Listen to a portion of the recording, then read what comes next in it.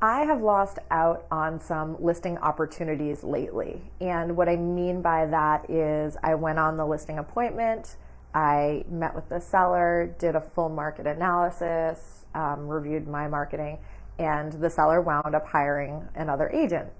And when that happens, I do not take it personally. Gosh, if I took that personally, I would have been out of business a long time ago. I don't take it personally, but I do take the opportunity to self-reflect, and then also look at data. Look at, what are these sellers saying yes to? And there's a few consistencies that I see.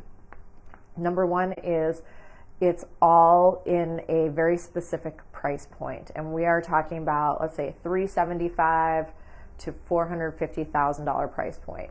And the homes that I see that come on the market are listed at the very high end of what I would ever recommend, probably beyond what I would recommend. I mean, it's definitely, they're listed higher than I recommended listing.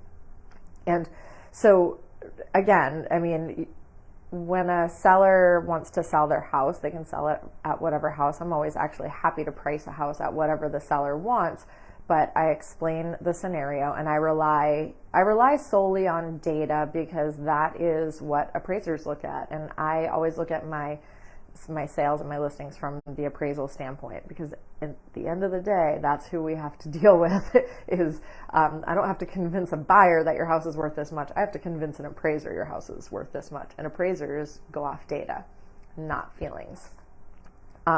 So what I think sellers might start to realize now is that they're not sitting on these huge gold mines anymore. When I look at the market, the houses that are a little overpriced are sitting for longer. And if there's one thing that I've learned, it's that the market is going to determine the value of your home. So you can either price it high and let it sit on the market for a while and go through some price reductions. And when you do get a buyer, because you will get a buyer, the house will sell. Your buyer's going to see that the house has been sitting on the market for 30, 60, 90 days. They might throw a few extra contingencies in there because they say, I wonder why this house has been sitting for so long. And, it's a process. It just becomes a little bit of a more painful process for these sellers. And then I look at, agents, if you've watched any of my videos, you know that right now we have double the amount of agents that we did in 2010. We have 1.6 million real estate agents, and we have half the amount of business right now that we did last year. And last year was kind of a tough year for people, so we have 50% less business. So I also look at, why are agents taking these houses as overpriced listings? And again, they know it's going to eventually sell, so they'll take it and they'll ride with it, and then they'll go through that painful experience with that seller of, price reductions and dealing with buyers that might be a little more difficult. And so I just did this with my own house, and my own house is in that same price point, and I would have loved to have priced my house higher. Actually, I did not get the price that I really wanted. I went with a strategy that I recommend to my own sellers, which is pricing a little bit under asking price. I have a very specific number, or a pricing below the market analysis price, and I have a very specific number that I work with. And it's one of the very few things in my business that I keep a secret. But I did that with my house, but I didn't price it as low under as I really should have to get that higher sale price. And I mean, I'm very happy with what I got, and I think all of these sellers will eventually be very happy with what they got. But there's one thing that I always say to people, and it's that I don't want to tell you that your house isn't worth this. I don't want to tell you your house isn't worth $450,000. I wanted to sell it for as much as I can sell it for.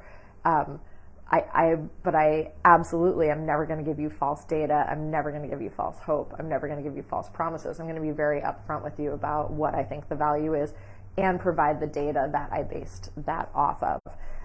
And the thing is, you have to believe the data too.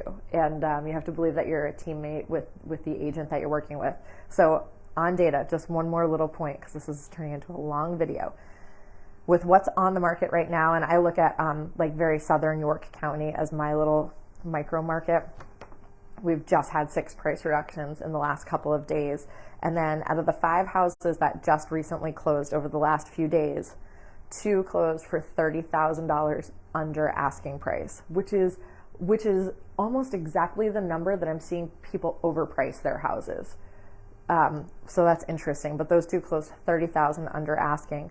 And then one of them was a piece of land that closed for what it was listed at. The other 2 houses were underpriced. They were competitively priced, I'll say, and they closed for asking price. I think both of them closed for asking price. So that's based on what's on the market right now. Again, pricing appropriately for the market is really important right now. Doing really good marketing, so professional photos, professional website, professional blah, blah, blah, blah, video, etc., so that buyers get the full scope of what they're getting. But ultimately, the market is going to determine the value of your home. It will sell. It's just, is it going to be a short, fun, sweet process, or is it going to be a long process that can be anxiety-driven and a little bit more difficult? That's up to you. But I just wanted to share that. We don't share a lot of failures in this industry. We talk about how awesome we are and how great we are and whatever. But we do. I lose listing opportunities, and when I start to see it more often, I definitely take a look at it and say, what's going on here? What's going on with the market? What's going on with me? How can I be better? And how can I help people understand more? That's all. If you've got a question about the value of your house or any other real estate questions, please feel free to shoot me a message below, and I would be happy to help you out.